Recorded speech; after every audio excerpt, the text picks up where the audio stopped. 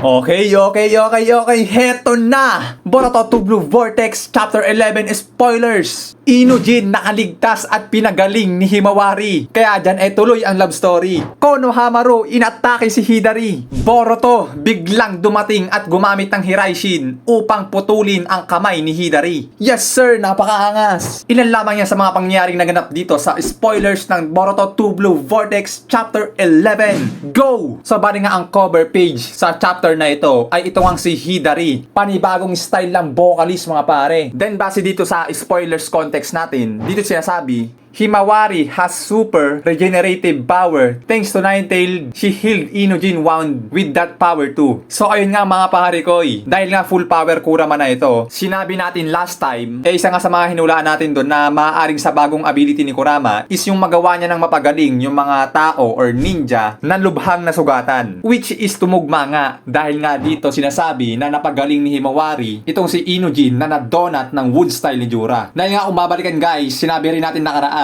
yung half Kurama hindi kayang magpagaling ng ibang ninja na napinsala. Tulad ni Neji sa Shinobi War, nung matuhog ito ng wood style ng Ten Tails, hindi nga kayang pagalingin ni Kurama itong si Neji. Unlike dito sa full power Kurama, nagagawa na nga nito na mapagaling yung ibang ninja na napinsala ng lubha. Like Inujin na natuhog din ng wood style. Butas ang katawan mga pare ko pero nagawa itong pagalingin ng full power Kurama. So salamat nga daw sa power nitong Nine-Tailed na nakahimawari at napagaling si Inujin. So napakaangas nga ng new ability ng full Kurama mga pare ko no. Then kaalinsabay niyan sinabi nga ni Himawari kay Shigadai na hayaan nga daw siya nito na labanan si Jura para malaman nga daw ni Himawari na kung bakit nga ba gustong kunin siya ni Jura no. Kumbaga sabi ni Himawari kay Shigadai, hayaan mo kong harapin siya kasi gusto ko rin malaman kung bakit niya akong gustong kunin. So yun yung sinabi ni Himawari kay Shigadai. Then sa bagay namang yun nag-agree naman si Shigadai dahil alam naman daw ni Shigadai na hindi siya makakapanaig kay Jura, na mas maigi na nga daw na makasurvive o makaligtas kesa naman sa lumaban at mamatay. At dahil sa bagay ninyan sinabi dito ni Jura na hindi niya daw makakalimutan ng pangalang yon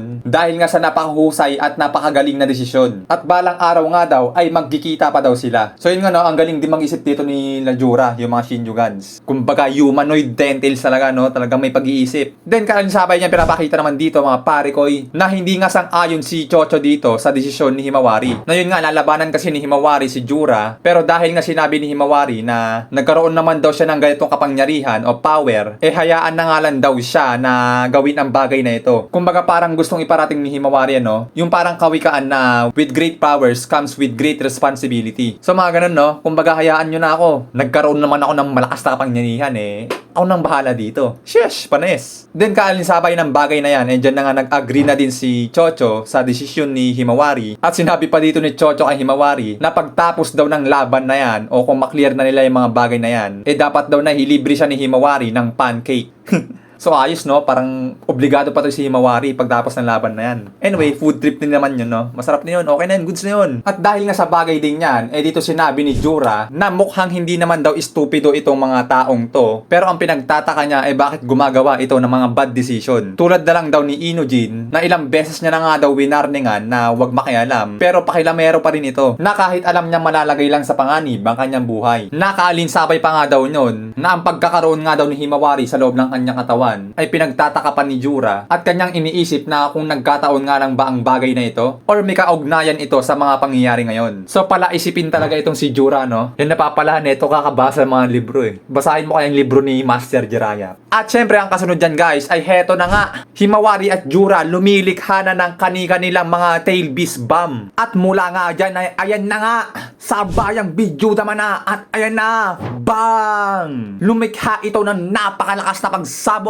At kaalinsabay nga niyan dyan nagtataka si Jura na paano nga ba daw nagawa ni Himawari ang bagay na iyon. Pambihirang bata to, paano to nakagawa ng tail beast bomb o bijudama. Tapos nagagawa pa daw sabayan ni Himawari yung speed ni Jura. Kaya dahil dyan umatake na nga rin si Jura at hinedbat at sinipa si Himawari. Na kanya pang sinasabi na ito nga daw ang unang beses na naunawaan niya ang mga bagay. Na dahilan pa nga daw upang mag all out itong si Jura. Sheesh! Mapipilitang mag-all out si Jura mga pare ko dahil nga mukhang hindi biro ang nakaharap niyang bata ngayon. Mukhang kailangan na daw magseryoso ni Jura dito mga pare. Then ang kasunod na panel dito mga pare ko ay bumalik nga ang kwento sa Konoha na kung saan nandoon sila Sarada at ang mga kasama nito. At dito nga hinaharap nila si Hidari. At yan yung sinasabi ni Sarada na papaano daw nakakagamit si Hidari ng Chidori. So yun nga guys, sa last chapter, diba, nakita natin na gumamit si Hidari ng Chidori dito kay Sarada. Then syempre, magtataka talaga si Sarada na paano nga ba naggamit ni Hidari ang bagay na iyon. Ngayon dito, pagdating naman, sinabi naman ni Hidari kay Sarada kung ang matang gamit daw ngayon ni Sarada ay tinatawag na Sharingan at yung lightning release na ginamit niya is tinatawag na Chidori. Kung gawin man daw ay mukhang mahihirapan daw si Hidari na gamitin ang bagay na ito o jutsu na ito. Dahil mukhang kailangan nga rin daw ni Hidari ng Sharingan para magamit o mamaster ang Chidori. So ayun guys,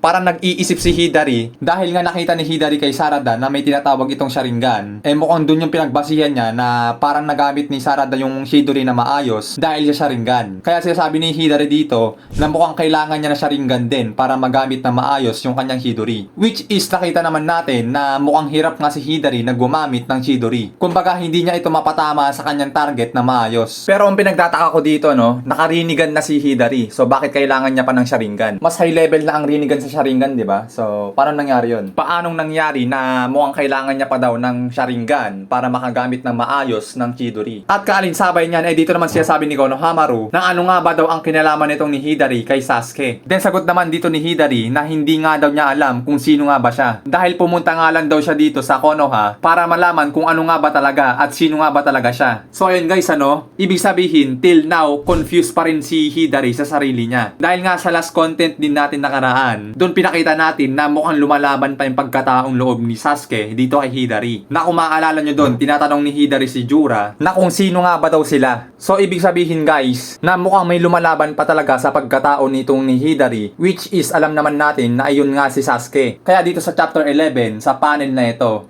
till now, mukhang ganun pa nga rin ang nangyayari dito kay Hidari. Hindi niya alam kung sino ba talaga siya dahil mukhang may lumalaban pa nga talaga sa kanyang pagkatao. Then kasunod niya mga pare ko ay dito sinasabi ni Sumire kay Konohamaru na protektahan nga daw nito si Sarada dahil nga mukhang ang target nga daw ni Hidari ay itong si Sarada. At kalinsabay niyan heto na nga, gumamit na naman ng claw marks itong si Hidari para magawang makasulpot kay Sarada. Pero kalinsabay niyan tumulong nga din yung mga walang bilang na ninja na kasama ni Konohamaru. Kaya sa pakikialam nila dyan, dyan nga rin sila nasunog. Sinunog sila ni kumparing Hidari mga pare ko gamit ang fire element. So dahil nga nagkaatakihan na at kalinsabay yan guys, sa heto na nga, umatake na si Konohamaru gamit ang kanyang Rasengan. Pero basic na basic lang itong nailagan ni Hidari at agad itong nakapunta sa likuran ni Konohamaru. At dyan nga atakihin na siya ni Hidari guys. Pero kalinsabay niyan, nagawa nitong makaiwas ni Konohamaru gamit ang kanyang bagong technique na tinatawag na Futon Rasen Shoiki or isang klase ng wind element spiraling barrier. So dahil nga nakaiwas si Konohamaru, ang ginawa ni Hidari ay inatake na si Sumire with lightning release. At sa kabilang banda naman, tuloy ang bakbakan Jura versus Himawari. So dahil nga dyan gumaling na ang ilang parte ng katawan ni Himawari, kaya nga dyan ay pinuri ni Jura itong si Himawari dahil nga din daw sa pagkakaroon nito ng napakalakas na regeneration ability na mukhang mas malakas nga daw ito sa pangkaraniwang Jinchuriki. Pero kahit ganyan pa man daw, mukhang pinapahina daw siya ng bagay na ito dahil nga nangangailangan ito ng mataas na chakra para magpagaling ng mga sugat. At kalinsabay niya yung sinasabi dito na kahit may high potential daw ito si Himawari, mukhang hindi nga daw ito magtatagal o makakatindig kay Jura. Mukhang hindi pa rin daw match ang naging kalaban ni Himawari ngayon. At sunod dyan nalipat naman ang senaryo dito kay Delta at Kawaki na lumilipad sa Alapaap. At dyan yung tinatanong ni Delta si Kawaki na ano nga ba daw ang gagawin nitong ni Kawaki sa mga kumana sa kanya. So dahil nga mukhang wala pa rin bilang si Kawaki dito at mukhang nangungulangot pa rin siya, bahala ka na kung anong gagawin mo. Tignan natin kung makatindig ka pa rin. Then sinabi dito ni Kawaki, ang kanyang option na lang daw is yung puntahan na lang talaga yung mga nilalang na yon. Pero sinabi naman dito ni Delta, paano kung wala sila doon? Ano naman ang gagawin mo? Then kalinsabay niyan, dito nga bigla ring dumating si Boruto mga pare na nagmamadali nga upang puntahan si Himawari. At bumalik nga ang senaryo dito kay Hidari at sinasabi niya dito na hindi niya nga daw talaga alam kung sino ba talaga siya. Pero kahit gayon pa man, mukhang may pagkakakilanlan daw siya dito kay Sarada. Na ano nga din daw ba ang mangyayari kung sakaling kainin niya nga daw itong si Sarada. At kalinsabay niyan guys, dito nga napansin ni Sarada ang isang palaka na may hawak-hawak na papel na nagtatago nga daw sa likuran ni Hidari. Kaya sa bagay din yan, dito na nga guys, nakumpirma na nga ng palaka ni Boruto na ito nga daw si Hidari ay nasa lugar na nga daw nila Sarada. At dyan Yan yung sinasabi ang symbol na square. At mula nga yan ay heto na.